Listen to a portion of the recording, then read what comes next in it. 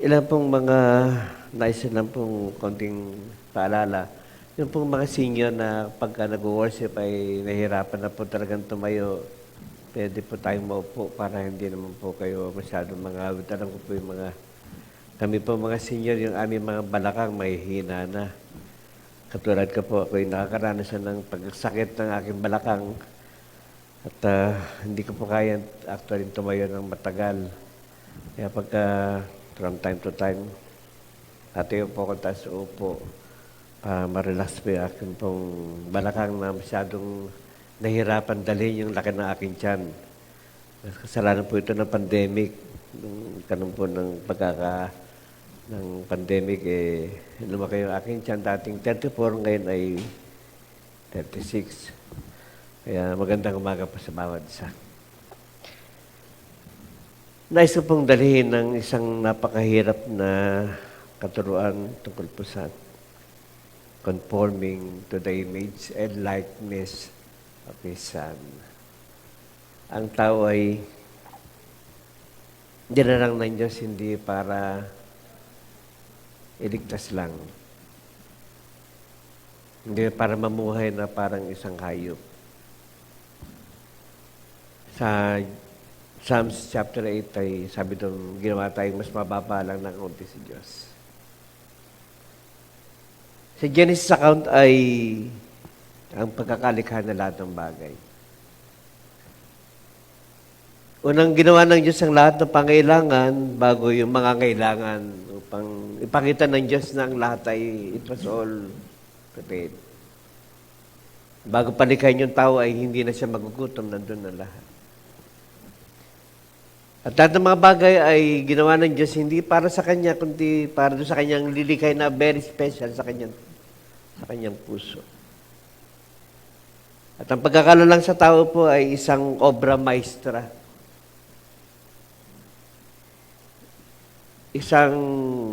Nilikha ng isang genius na ang isip ay hindi nagkakamali at ang puso ay hindi nababawasan sa pag-ibig.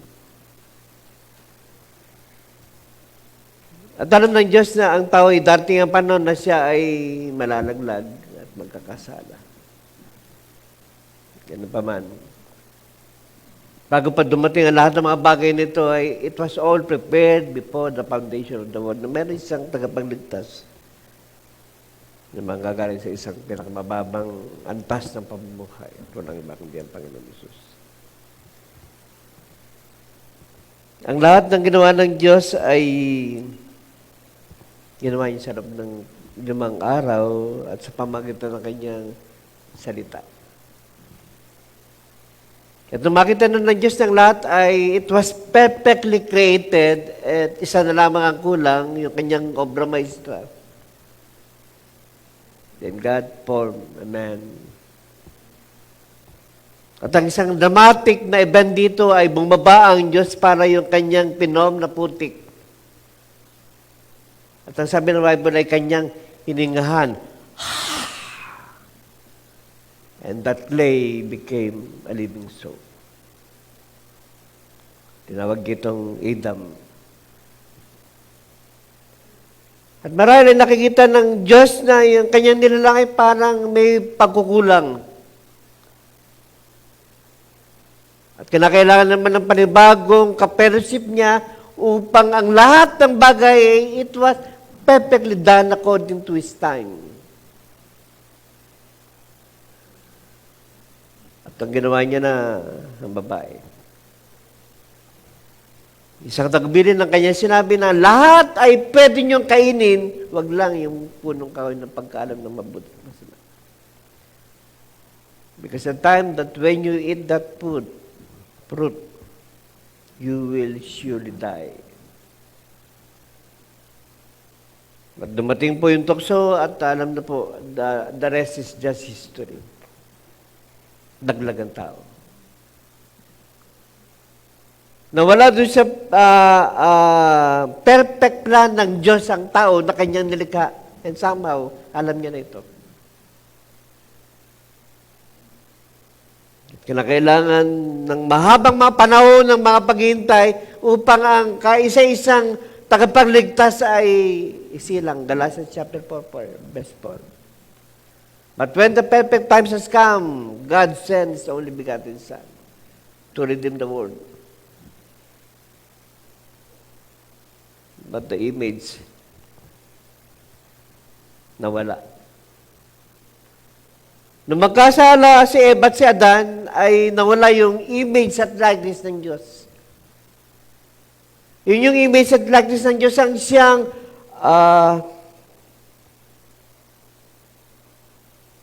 representative ng Diyos sa tao. Yung image at likeness ng Diyos ay nandun yung conscience, communion at intuition. Nung hindi pa sila nakakasala, hindi nila alam ang salitang kasalanan. Sapagkat sila yung mga nagliliwanag sa kabila ng kanilang kahubaran, they did not conscious at all.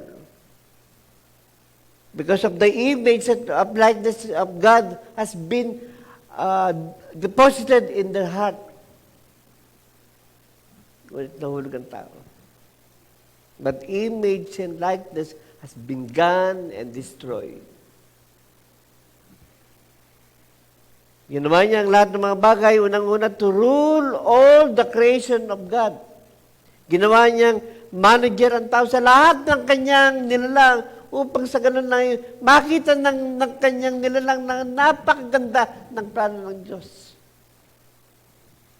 Ito sabi doon, God bless them. At ang tagubilin sa kanya, to be fruitful and multiply, replenish the earth, to fill the earth, and subdue. Ibig sabihin ng subdue, control everything. Na lahat ng mga hayop doon ay control it. I give you the power to control everything under the sun. And God bless the Creator. And after 6 days, sabi niya, very good. Kanyang nilalang ay perfectly designed. Dumating ang kaaway, Satan, sa katauhan ng ahas. In John 10:10, sabi doon, the thief cometh not but to kill, to steal, and to destroy. The problem of mankind has entered in this world. Ano niyo po kung ano ang problema ng tao? Sa presently. Tatlong bagay po. They don't know what they don't know.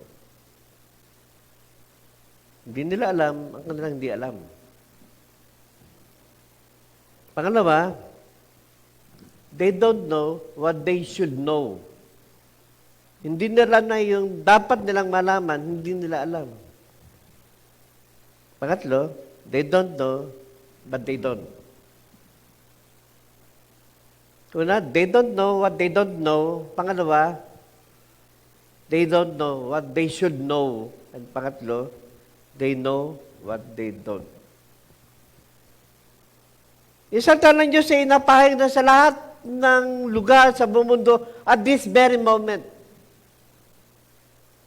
Sa proliferation ng sistema ng communication, wala nang hindi narating ang salita ng Diyos. At ang iba ay very much deceived sapagkat ayaw iwan yung kanyang nakagisnan sa kabila ng alam na nilang napakalaking pagkukulang at pagkakamali. Tinalakay ko po yung 4 na we should flee idolatry, adultery, youthful lust, and materialism. And yet, this word ay hindi nabago. But God has a perfect plan to regain, to redeem, to restore. Yung kanyang obra maestra na napahiwalay ay gusto niyang buuin na muli. Yet, napakalaki ng bayad. The price is too high, too precious. na para lamang masatisfy yung pangangailangan, kinakailangan yung yung bugtong na anak. The darling of the universe, sabi ng awit. Yung kaisa-isang hari ng mga hari, Panginoon ng mga Panginoon.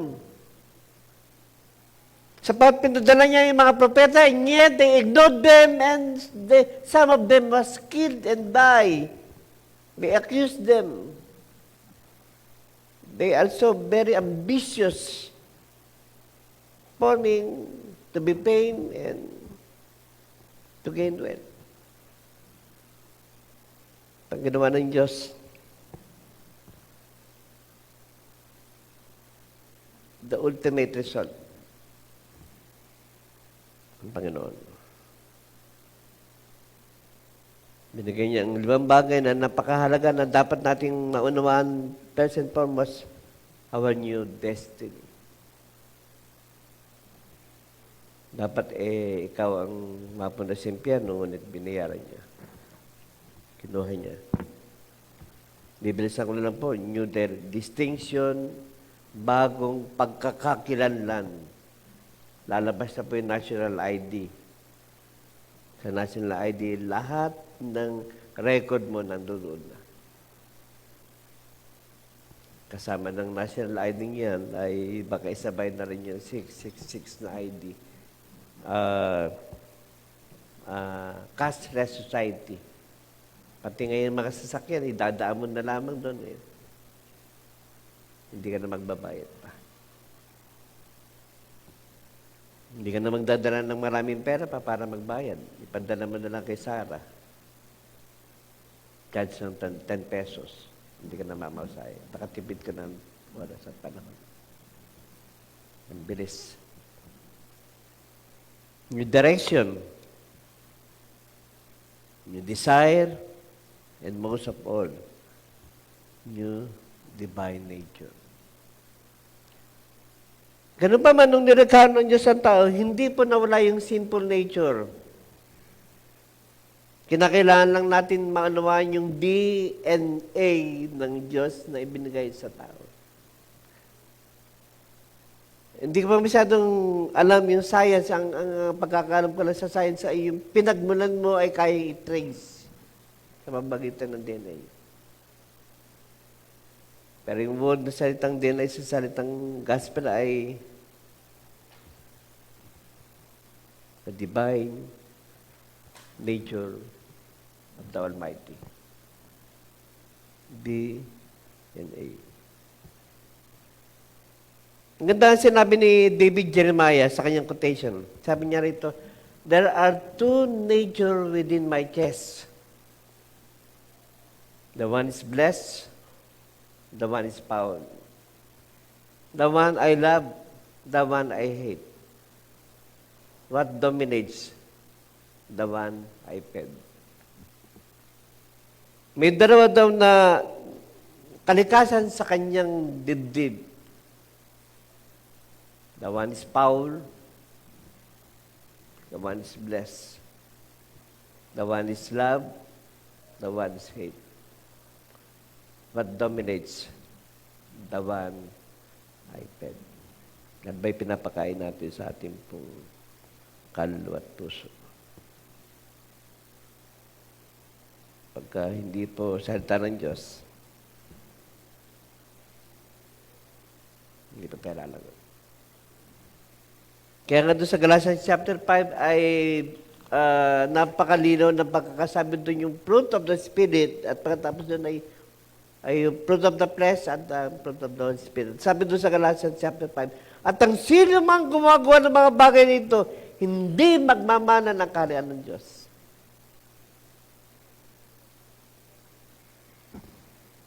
It's so tragic na napakarami pong tao na umaasa na maliligtas. Never practice that. They were deceived. Ang hirap mong ma-discover na ikaw ay nasa impyerno na at huli ng lahat, doon mo palang nalaman. Habang nandito tayo sa lupa, binigyan tayo ng napakahabang mga panahon para malaman mo mismo ang iyong sarili. Yung divine plan ng Diyos sa iyong buhay. Not to eat, drink, and marry, and tomorrow you'll die. But to discover what the main purpose of plan for your life, and that is to conform the image and likeness ng Diyos. Kaya sa Romans chapter 8, verse 28,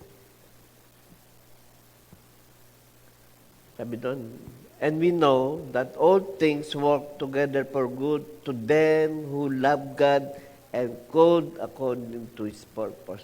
Called according to His purpose. Hindi kanya tinawag lang ng basta pagkatawag at pagkatapos ay okay na lahat. Hindi po. Ang Diyos ay, paano ko ito sabihin? Dinitali niya ang lahat ng maraming mga bagay upang makita mo kung paano niya gagawin. Yung puzzle na yung buhay, paano niya ito bubuin sapagkat yung buhay mo wala sa Panginoon. It's just a shattered and a puzzled life. And you cannot complete it. Tingnan niyo pa yung mga magaling sa puzzle, no? Galing sa rubrics. Yung mga magagaling sa math yan, yung mga magagaling sa physics. Paikot-ikutin lang yung rubrics. Marinig mo ng ingay. Habang nanonood ka, makikita mo buo na. Pero pagka sa'yo binigay, 3 araw na, hindi pa buo. At pag wala kang pasensya, ibabalibag mo pa ito kasi hindi mo mabubuo. Kapag hindi mo na mabuo, then give it to the expert. Siya yung nakakaalam eh. Ibigay mo na sa Panginoon sapagkat hindi mo kaya. Ang buhay ng tao na labas sa Panginoon, hindi mo kaya. You are just exercising exercise the futility. Finding out you are wasting time, effort, and knowledge. Kasi hindi mo kaya. Kaya kailangan mo ang Panginoon. Number 1, sabi doon, known by the Father. First and foremost, kilala ka niya. Sabi kay Jeremiah, hindi ka pa ipinapanganak. Kinabog na kita para maging propeta. And you know what? Sa panahon ni Jeremiah, wala siyang ginawa kundi umiyak. He interceded Israel because Israel has been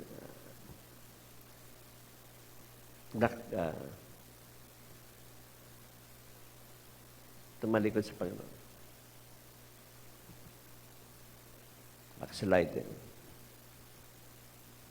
Throughout all the ministry of Jeremiah, he cried.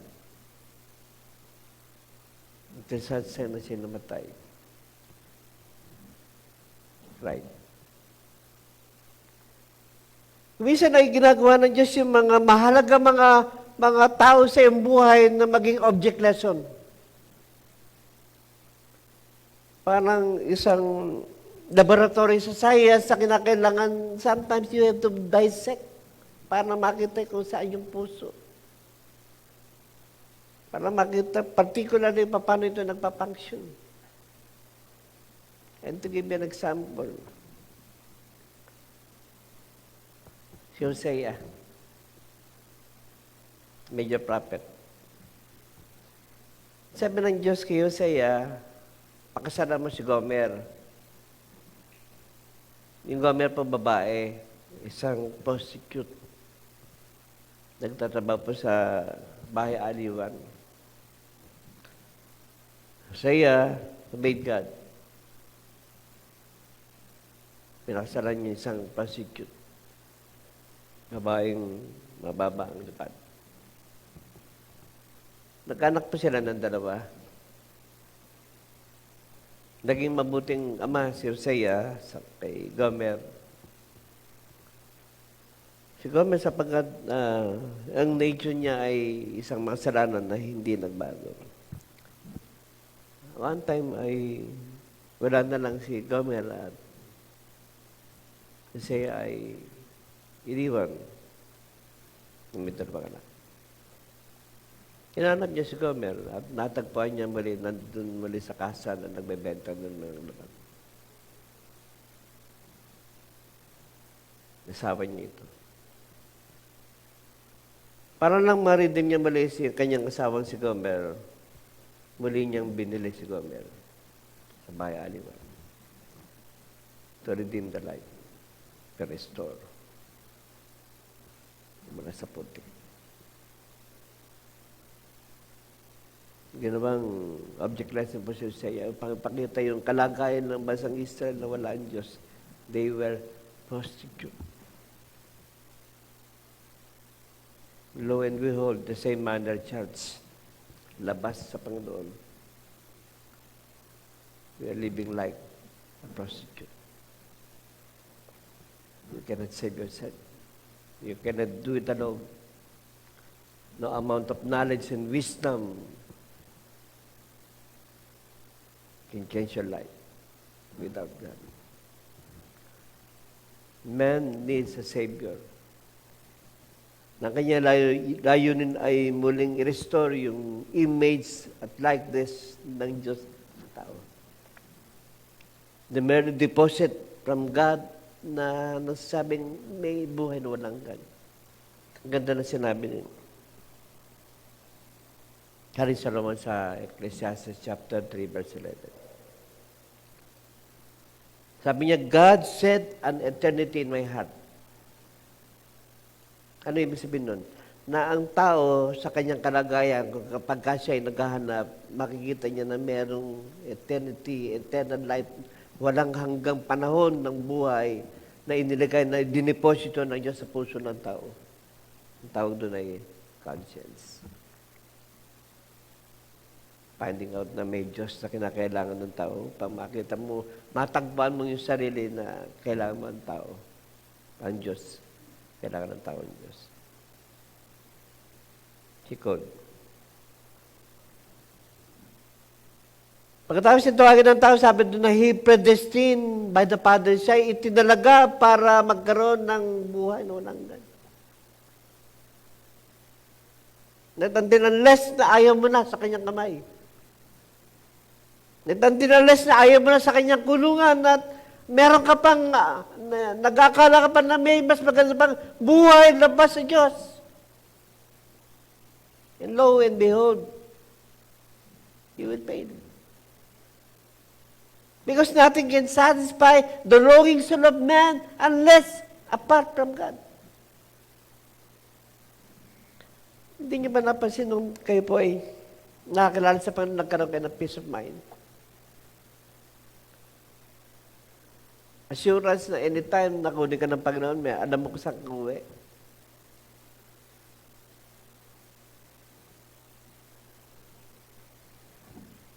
Mayroon sa tao ay hindi man alam saan ka uwi. Pero in time, pagka nasa Panginoon ka, alam mo kung saan ka uwi. Hindi ka na niya pinedestined. Sabi po na Ephesians chapter 2 verse 10. We are a workmanship created in Christ Jesus to do good works. Before the foundation of the world. Bago pa rin kayo ang salibutan na ito ay ginawa kaya para gumawa ng mabuti. Predestined to do good works. Kasi mga manampalataya ay yung good works ay susunod na lang. Na hindi ka na nag-struggle sapagkat kilala mo ng Panginoon. It will follow. Automatic na yun. Pangatlo, called by the Father. Yung salitang called ay at least 3 times na binanggit. Bakit ka tinawag ng Panginoon? 3 bagay o 5 bagay. You are called, first and foremost, to be saved. Pangalawa, to serve. Para maglingkod. 5 S. Pangatlo, to share. Pang-apat, to show. Pakita mo.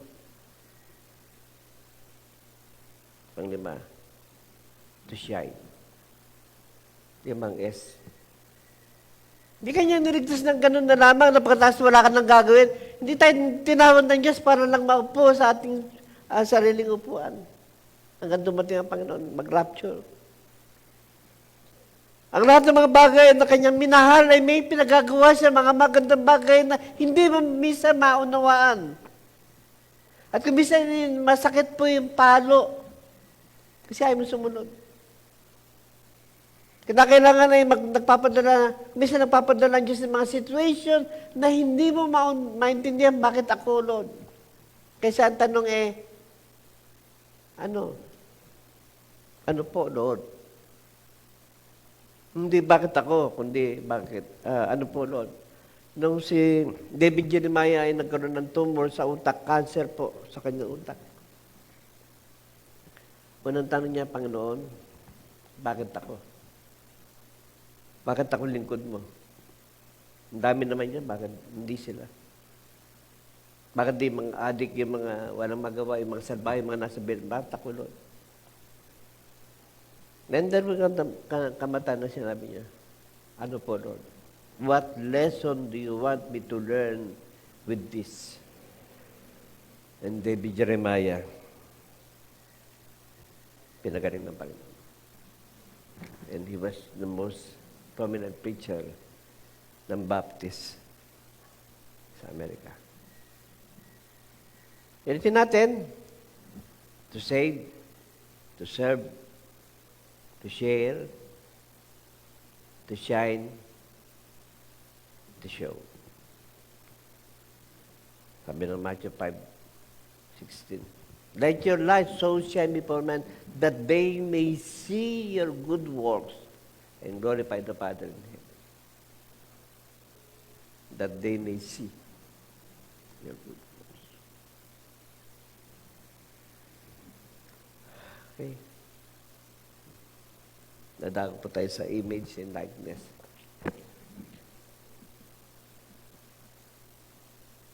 Ang pagkatawag po sa atin ng Panginoon ay hindi lang para gumawa ka ng maganda. Ginawa ang Panginoon, bumaba ang Panginoon para maging pattern ng mga mananampalataya. Sabi ng Bible, let this mind be in you, which was also in Christ Jesus. The mind of Christ. Yung image ito na nawala ng dahil sa kasalanan ay gustong ibalik ng Panginoon in original form. Yung unang plano ng Diyos sa buhay ng mga mananampalataya, ibalik. To redeem. To restore in its original plan and form. Meron po akong tatlong bagay na nais pong i-share sa inyo na binanggit ng banal na kasulatan. Salitang image. Una sa Exodus. Sabi ng Exodus yung isa sa kanya mga utos, thou shalt have no other gods before me. Any graven image. Under the earth, under the sea. Walang image. Eh, sino man gagawin Diyos, sabi niya, ganun din ang mangyayari sa kanila. Hindi ka pwede sumamba sa mga ginawa ng tao na may tengang hindi nakakarinig, may batang hindi nakakita, may pangumingon hindi nakakamay, may dila, may bungang hindi nakapagsalita. Patay. Ganun din ang mangyayari sa kanila. Sa Numbers 33, verse 52, sabi ni Joshua, yung sabi ni Moises, bago kayo tumawid sa Jordan River, sabi niya, lahat ng inyong matatagpuan doon ng mga graven image, wasakin nyo at alisin. The first word is remove. Ulitin ka po, remove. Lahat ng mga idols na umaagaw sa ating atensyon na hindi tayo makasamba. Ano man po ito? Minsan nga, mga mahal mo sa buhay, ang sino man nagmama sa kanyang anak, magulang, nang higit pa sa akin, hindi sila karapat-dapat. The word is remove. Kung may mga graven image pa sa inyong bahay, sumpa po yan, tanggalin nyo, please. Huwag kayo magpapasok ng sumpa. Ano niyo po si Josiah, isa sa pinakabatang hari, may mas bata pa sa kanya eh. Naging hari po siya at the age of 8. Ang unang-unang takbirin niya ay, nung mabasa niya po siya, sila po nag-iyakan. At ang unang-unang takbirin niya, sabi niya, lahat ng mga graven image ng aking ama, wasakin. Lahat ng mga sambahan at dambalan sa itaas ng bundok, sirain lahat. Sunugin, wasakin. Yun. May bagay bang umagaw ng attention natin? Minsan nasa bulsa nyo lang eh. Minsan cellphone. Aminin nyo, mas mahaba yung oras natin cellphone kaysa kay Lord. Minsan na, hindi na tayo nakapanalangin sa cellphone pa lang. Pagising nyo sa umaga, ito, totoo lang to, walang plastikan. Cellphone ka agad. Tama? Tama ako.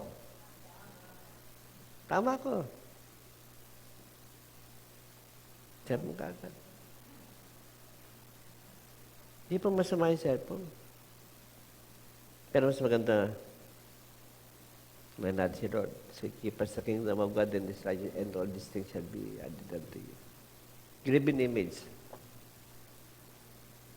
Before you cross the Jordan River, drive out all the graven image. All the inhabitants and destroy all carved image, sabi doon.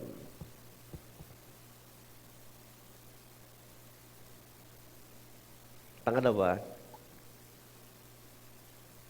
the emperor image. Sa Matthew chapter 22, verse 15, hindi ko alam kung kaya ginagay doon sa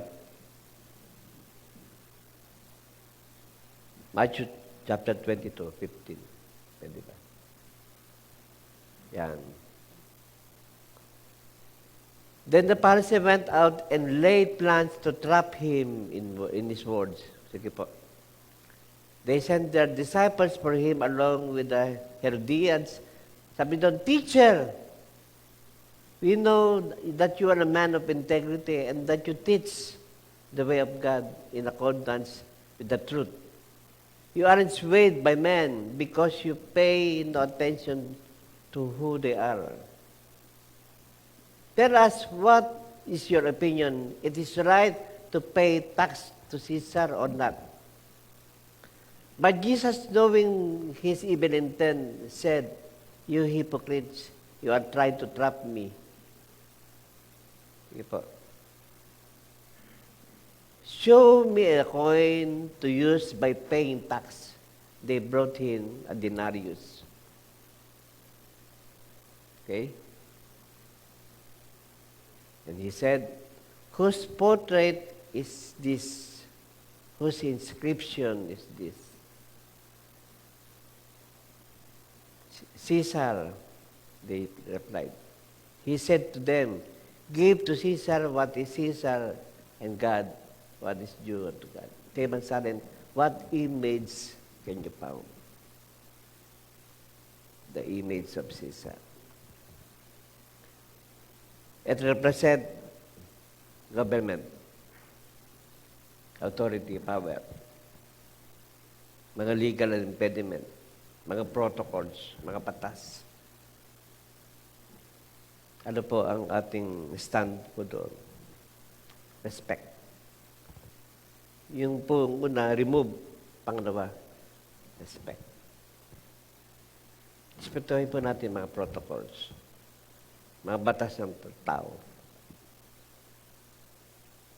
Ginawa po yung mga batas niyan, mga mambabatas na yan para sa kapayapaan ng bawat. Sa bagamat labas na po yung mga korap. Nananagot po sila sa Diyos. Sila yung hinala ng tao at sila po yung nagnakaw. Hindi po yung panlulusutin ng Diyos.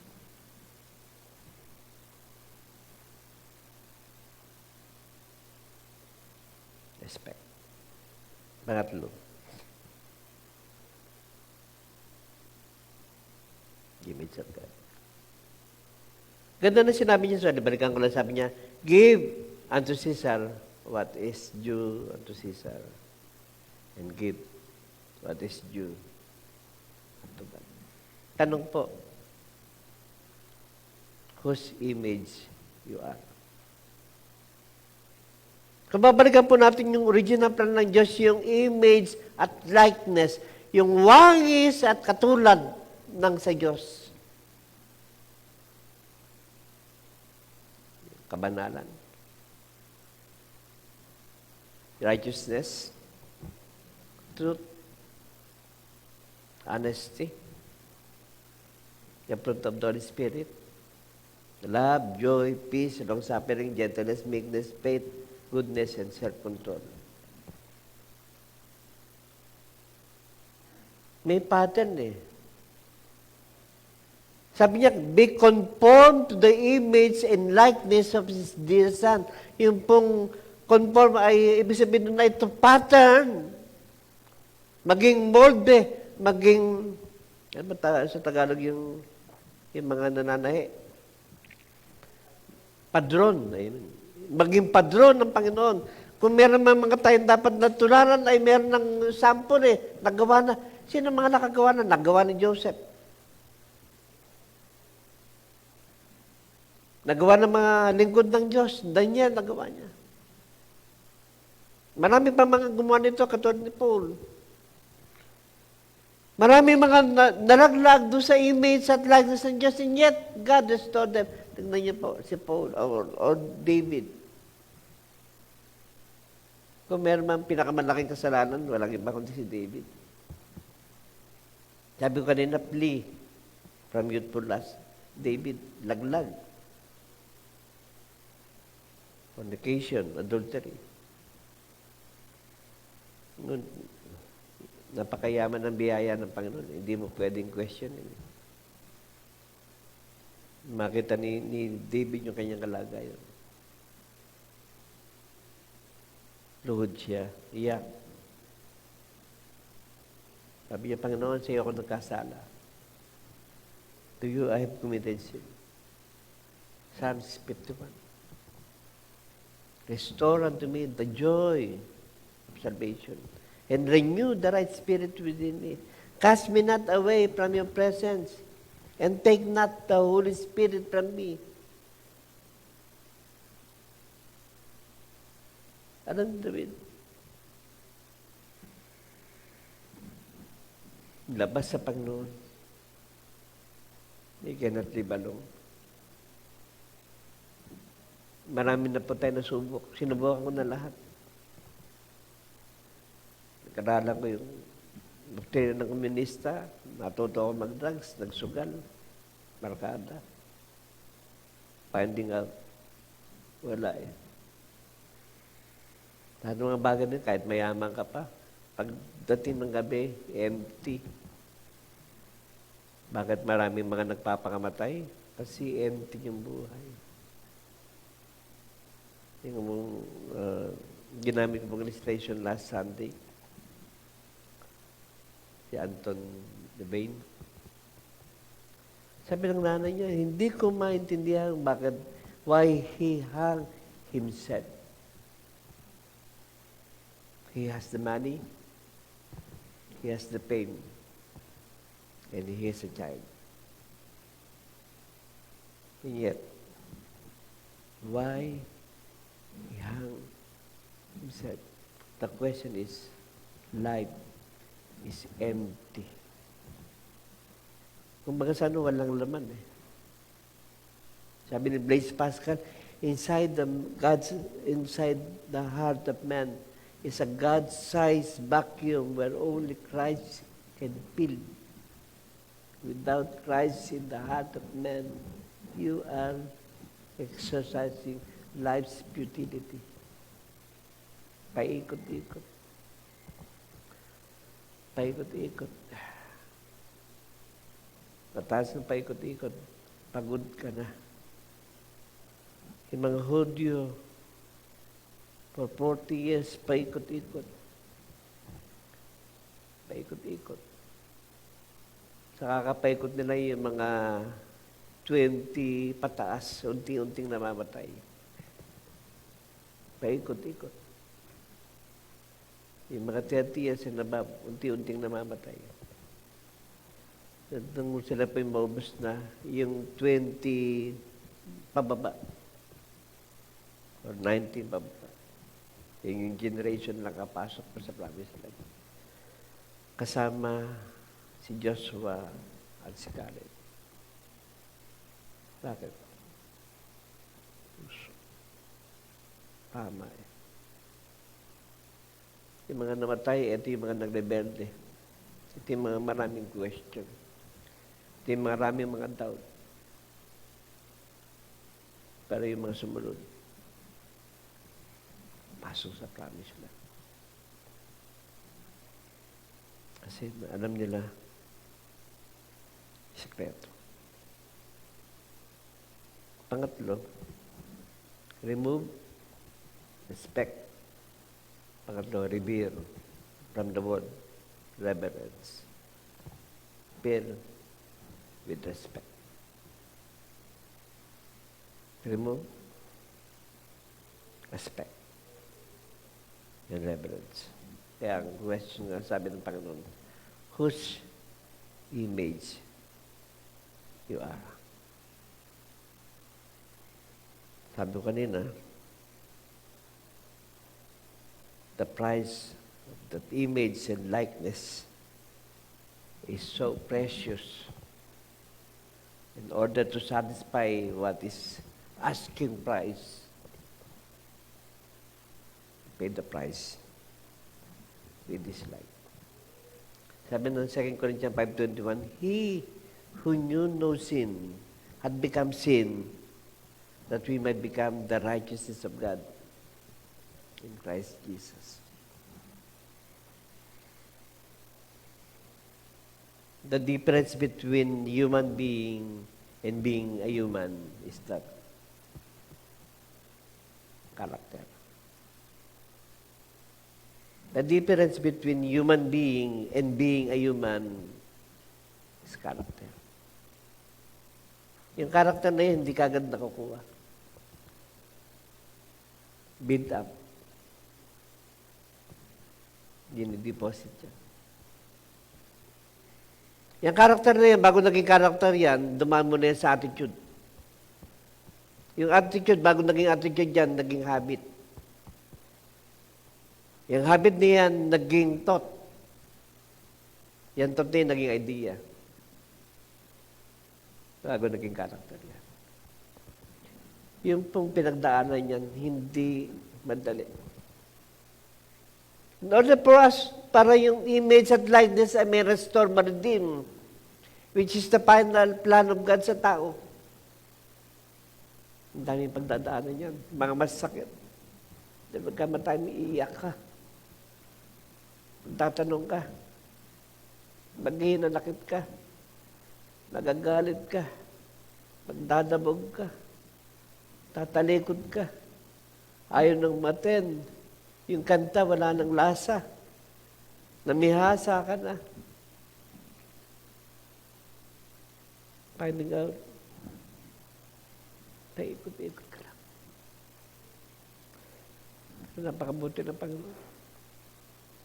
Ano nyo ba doon sa 7 charges na Asia Minor sa Revelation? Isa doon, bagamat 6. Jesus, nasa labas ng pinto. Makatok. Isang church lang ang natagpuan si Jesus nasa loob.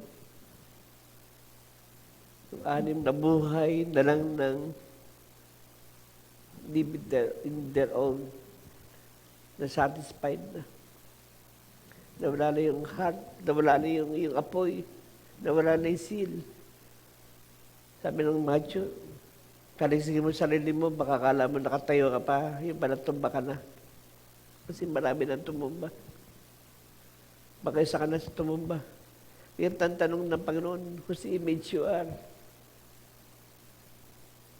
Ano naman ang puso mo? For what the abundance of the heart of God speak. Yung calling ba sa atin, nagaganap? Save, serve, share, show, and shine. Pag naganap po yun, sabi ng Bible, you made it.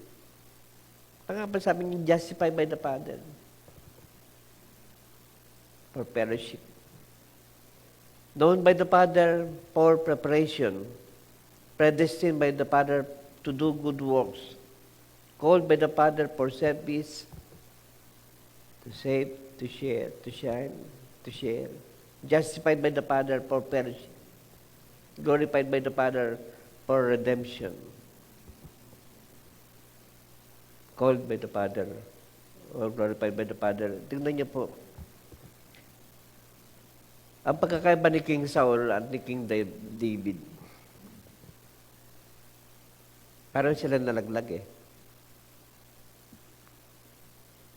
Si King Saul, yung puso lumamig. At ang sabi ng Bible, the glory of God departed King Saul. Ito si David na pagkatapos ni Prophet Samuel, naghintay pa ng 15 years. Sa puso ng Diyos, 15 years ay sapat na, sobra na. Pero kailangan niya manang maghintay ng 15 years kasi hilaw pa. Baka bumigay. Baka mag-back out. Ano niyo pa pagkakaiba ng kawayan na mura at ng kawayang hindi mura o mature? Yung kawayang mura, pagdating ng bagyo, pumuputok. Nababali yan. Yung mura eh. Pero yun po yung kawayan na matured na, pagdating ng malakas na hangin, kuyuko lang yan. Pag nagpas ng hangin, muli siyang tatayo. Kasi hindi yung nature niya yung bagsak eh. Ang nature niya nakatayo. Sabi ng Bible kay King Saul, the glory of God departed King Saul. Ikabod. David, nagkasala mas matindi. Pinapatay yung kasama ng kanyang kalaguyo na naging matapat na lingkod ng nagtanggol ng bansang Israel, nabuhay ng maayos. Nagtapat kay Haring David, a very loyal captain. Yet, pinapatay. Tapos sinipingan niya asawa nito. Yung dalawa yung bagong kasal. Nakita ni David sapagkat wala siyang ginagawa, nakita niya na naliligo si Bathsheba. Last came into his heart. Ang tagumpay, yung unang anak nila namatay. Pangalawang anak si Haring Solomon. Ang pagkakaiba nilang dalawa, si David nagsisi. Tumalikod si David, yung kanyang puso, ay nandun pa rin yung apoy. Wala nga lang sabi sa kanyang kasalanan. That's why the one said, open rebuke is better than secret love. Iyak si David. Psalms 51. They showed up. And God restored David. He said, justified just if I not commit sin. Yung salitang glorified by the Father, sabi ng Bible, dito po magwawakas.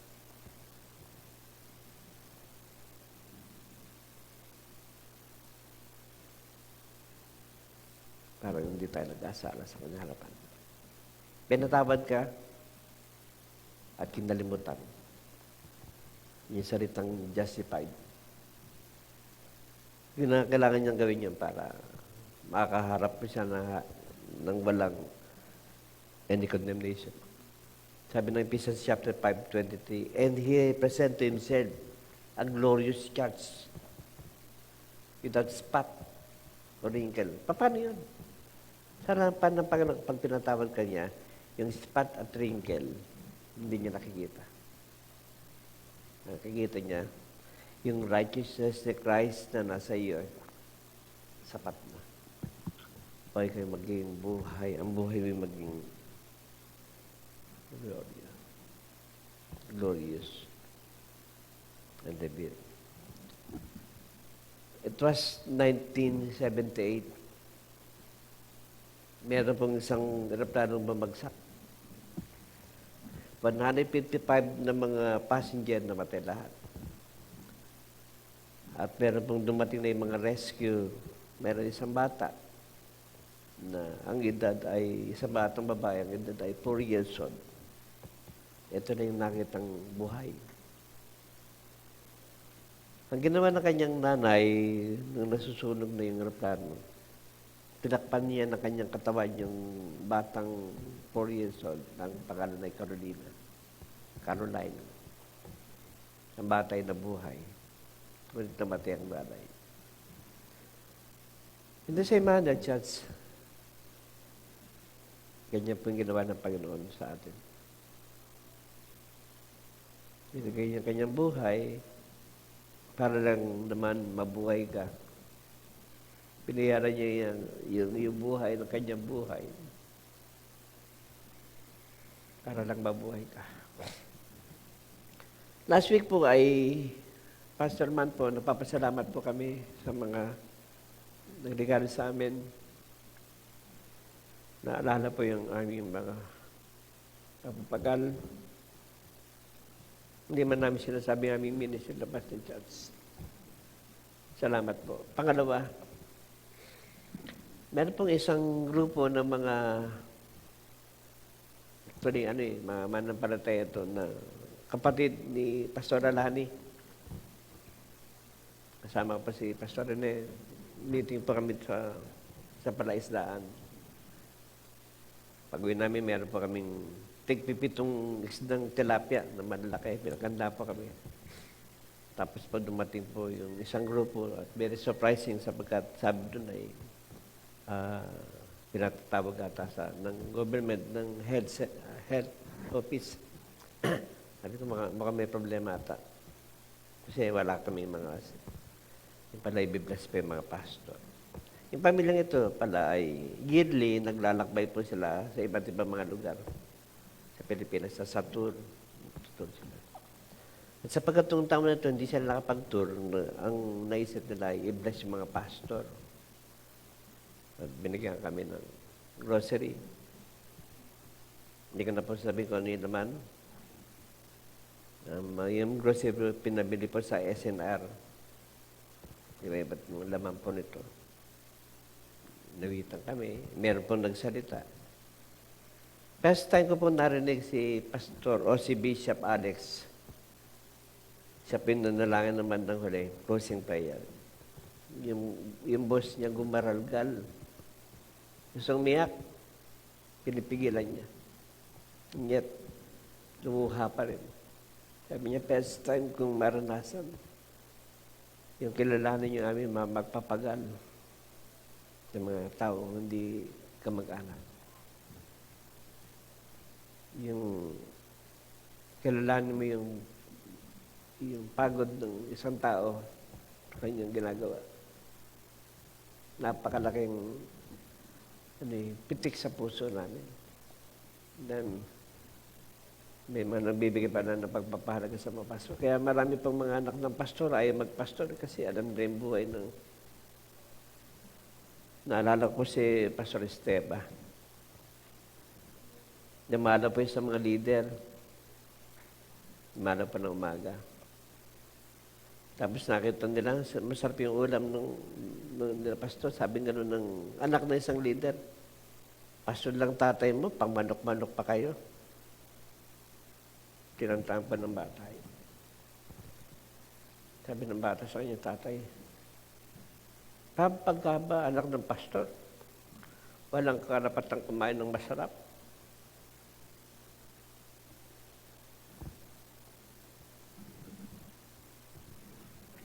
Tayo man lalaki. Aming Ama, maraming salamat po.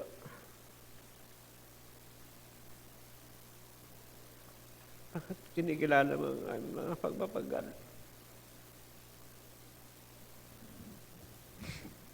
Salamat sa mga mabuting leader po namin na minahal po kami, napotahan, pinanalangin, binakapan. Sa kabila pa naman namin mga pagkukulang at kahinaan, yet and the image and likeness of God be with every one of us.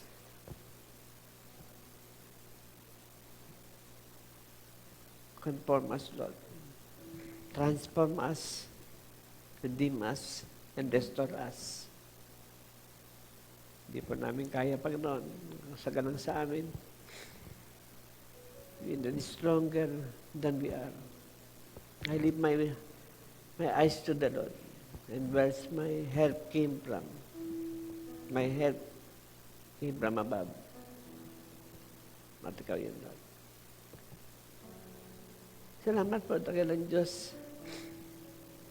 Binalik mo na po yung mga kapatid po namin, bagamat marami pa rin nung wala. Bawat araw po ng pagdaro ay may risk. Sapat kung isa man sa amin dito ay may COVID, maaaring lahat po kami ay mahawa. And yet, because of your grace, because of your love, because of your mercy, we find refuge in you alone. We find help in you alone. Our trust is in you. Sabi na rin David, kapag ako'y natatakot, sa iyo ako tumitingin, sa iyo ako nagtitiwala. Bakit kaya mong pawin ang lahat ng aking takot at pangamba? Puri ka namin, pinasasalamatan ka namin. Iyon ang pag-ibig ng Diyos. Pagligtas ng anak. Sa pag-ipisan ng Banal na Espiritu. Sumatingin at magpakilaman ng lahat ng magsabi ng Amen. Amen.